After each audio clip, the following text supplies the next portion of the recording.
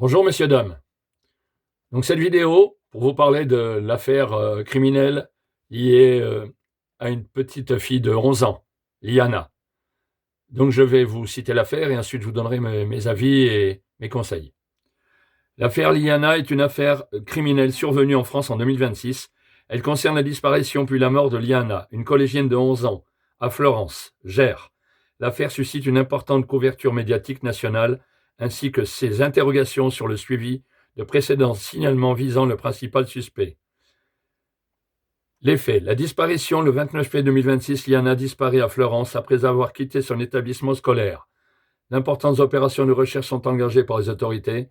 Selon la procureure de la République, Doche, un témoin indique avoir vu la jeune fille après sa sortie du collège dans le véhicule d'un homme de 41 ans, rapidement identifié par les enquêteurs grâce à l'exploitation des images de vidéosurveillance de la ville. Le 1er juin 2026, Jérôme Barella est mis en examen pour enlèvement et séquestration de mineurs de moins de 15 ans et placé en détention provisoire. Découverte du corps le 4 juin 2026, un corps est découvert à Puiscaquier, dans une zone rurale du Gers, près d'un silo agricole d'une coopérative pour laquelle le principal suspect a travaillé auparavant. Le lendemain, le parquet d'Auch annonce que les analyses génétiques permettent de l'identifier comme étant celui de Liana. L'enquête se poursuit afin de déterminer les circonstances exactes de son décès. Profil du suspect et antécédents judiciaires. Jérôme Barella, né en 85, résident à Mons-Testruc-sur-Gers, est placé en garde à vue le 30 mai 2026, puis mis en examen pour enlèvement et séquestration de mineurs de moins de 15 ans et placé en détention provisoire, ainsi que avant que la procédure ne soit requalifiée en meurtre. Les investigations menées sur son profil mettent en lumière plusieurs antécédents et signalements. En 2017, un signalement est effectué par la gendarmerie concernant une relation avec une mineure de 17 ans classée sans suite, car la relation est qualifiée de consentie au regard de la loi. En 2021, il est démis de ses fonctions au sein d'un établissement scolaire de Lectoure en raison de comportements jugés inappropriés. En 2022, une plainte pour viol sur un enfant de 7 ans est déposée à son encontre, classée sans suite. En mai 2024, comme infraction insuffisamment caractérisée. En août 2025, une plainte pour des viols présumés commis entre 2024 et 2025 sur une mineure de 12 ans, amie de ses filles et enregistrée. Cette procédure est toujours en cours au moment de la disparition de Liana et le suspect n'a jamais été entendu pour ces faits.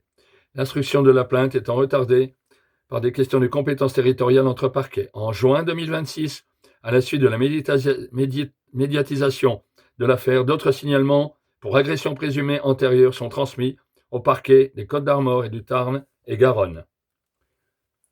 Donc voilà, encore une mineure.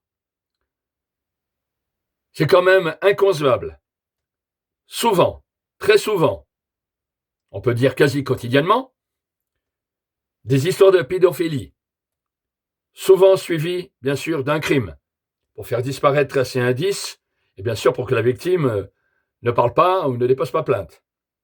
En biais, bien sûr, par la relation de ses parents ou de sa famille.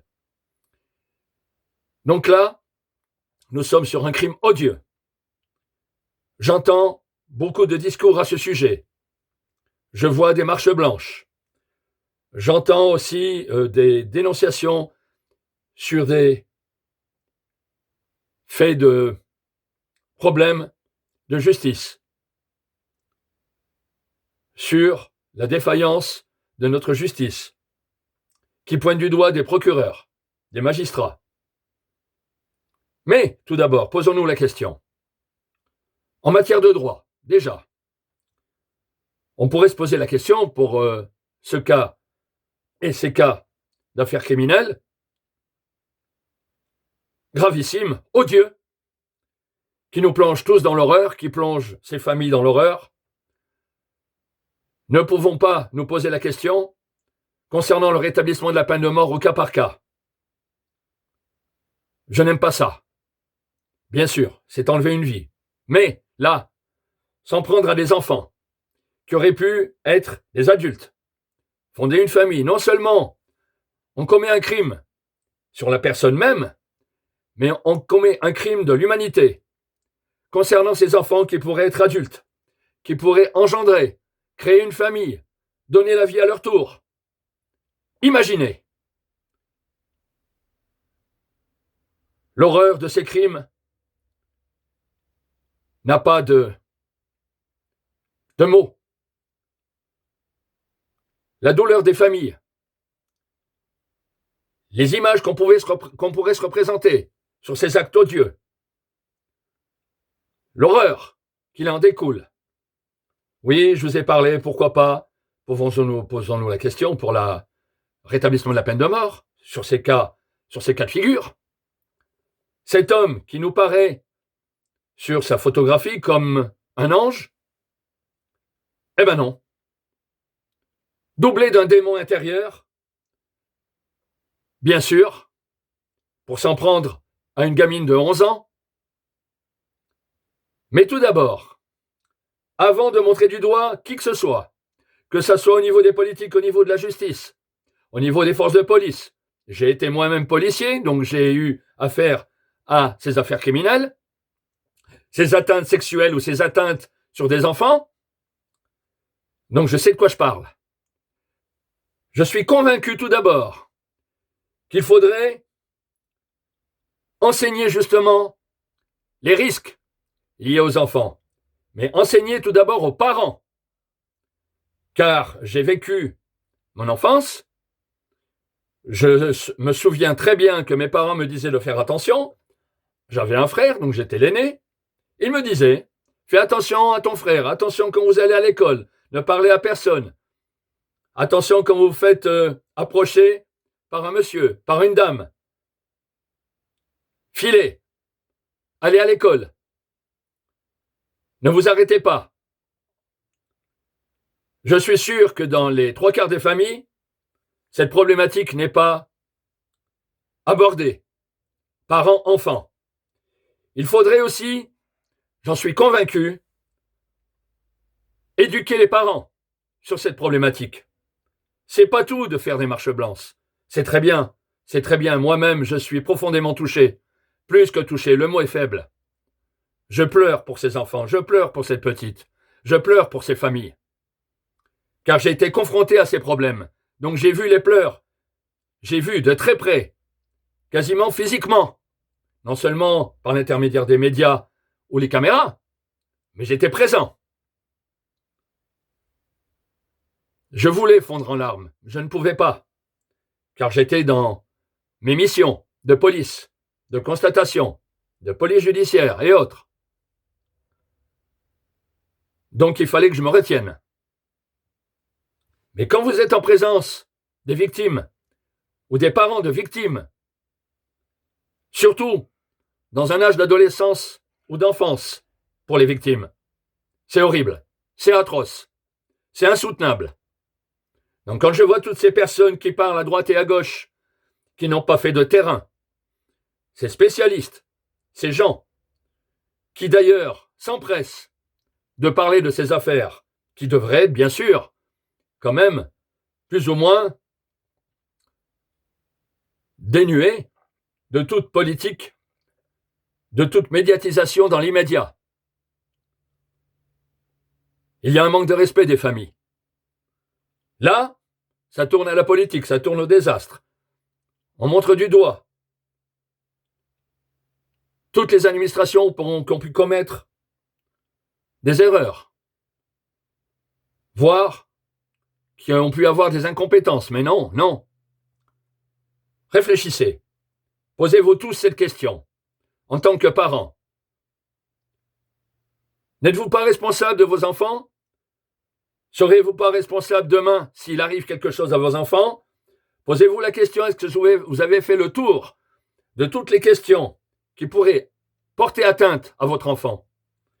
Est-ce que vous l'avez mis en garde? C'est pour ça, quand je dis éduquer les parents, et même, j'irai plus loin, dans l'adolescence ou en faculté, même en dessous, dans les études, dire aux enfants, attention, vous allez être parents demain, et aujourd'hui vous êtes adolescent, vous êtes en sortie d'adolescence, soyez prudents. Leur apprendre que la prédation d'un individu envers un autre individu, elle est là, bien existante, qu'ils ne restent pas dans leur naïveté. Donc je pense qu'il y a un manque d'éducation, un manque de position, de prise de position de la part des parents, pour dire à leurs enfants, leur faire comprendre que dès qu'ils sortent de la maison, ils sont en danger. Ne nous arrêtons pas là. J'ai appris, bien sûr, au sein de mon exercice professionnel, que ce sont souvent des gens autour de la famille, des amis de la famille, qui peuvent très bien être prédateurs sur des adolescents, des enfants. Bien évidemment, parlons de la mise en confiance.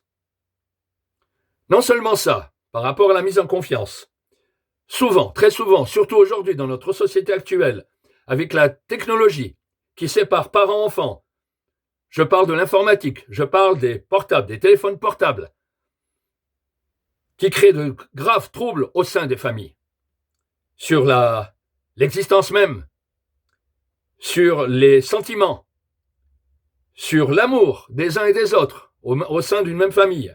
Eh bien oui, je vais vous donner la conclusion de tout ça. Des enfants donc qui sont tourmentés, qui se sentent abandonnés, qui n'ont plus de points de repère familiaux, souvent l'alcool au milieu, voire la drogue pour les parents, ou même les ados. Mais souvent, il y a un mal-être au sein des enfants, des ados. Donc qu'est-ce qu'ils recherchent? Ils recherchent de l'amour, ils se recherchent quelqu'un vers qui ils peuvent se tourner, qui se sentiront à l'aise, qu'ils se sentiront exister, qu'ils se sentiront avoir une certaine protection. Mais non, eh bien, les prédateurs l'utilisent, ça. Et les enfants, bien sûr, se détachent de leur famille puisqu'ils ont le mal-être. Donc, la première personne qui passe, bien sûr, dans leur existence, ben, ils font confiance. Donc, je vous le redis, posez-vous la question sur cette affaire, sur les affaires similaires du passé et aujourd'hui, et de demain, malheureusement. Quand j'entends plus jamais ça, c'est vous, les parents, les premiers responsables. Responsabilisez-vous. Éduquez vos enfants sur les risques à encourir en dehors du domicile, voire même dans le domicile, pour des personnes les approchant, qui que ce soit. Apprenez-leur, malheureusement, à ne faire confiance à personne ou à donner des renseignements sur des faits inhabituels qui leur paraîtraient hors normes ou qu'ils même trouvent suspects par rapport à une caresse, par rapport à en parler aux parents. Je ne veux pas que cette vidéo soit interdite aux enfants, aux ados, pourquoi pas, ils peuvent regarder. Justement, pour certains adolescents, ils sont en âge de comprendre, mais je vous dis, je vous le redis, ne cherchons pas les responsabilités, cherchons justement, nous-mêmes, adultes, à savoir où nous avons commis des erreurs dans l'éducation de nos enfants et de nos adolescents, mais dans l'immédiat. N'attendons pas qu'ils arrivent à l'âge de 17, 18, 19 ans, qu'ils soient adultes. Il sera trop tard pour les victimes qui seront tombées sous le joug des prédateurs, des criminels, des assassins, des tueurs d'enfants, de la pédophilie, des atteintes sexuelles sur les enfants et les ados. Oui, vous voyez ma colère, bien évidemment. Qu'est-ce que c'est que ça? S'en prendre à des victimes innocentes, affaiblies par leur âge, leur puissance physique. Trop facile. Je vous dis une chose aussi, au niveau pénal. Renforçons les lois. Comme je vous le redis, encore une fois, je veux que ça soit dans vos têtes. Posons-nous la question, pourquoi pas rétablir la peine de mort au cas par cas? Ça ne me fait pas plaisir. Mais par contre, j'ai une parenthèse à vous donner. J'ai écouté la télévision, j'ai écouté les médias, de toutes sortes. À aucun moment, je n'ai vu quelqu'un ou des responsables, que ce soit politique, dans les médias, faire allusion à la peine de mort et se poser la question. Je ne sais pas. C'est quand même curieux. On entend beaucoup blablater, on entend beaucoup discuter. Et renforcer les peines pour les crimes sur les enfants, sur les adolescents. Les sanctions plus sévères, prison à vie par exemple, on pourrait l'imaginer, à perpétuité.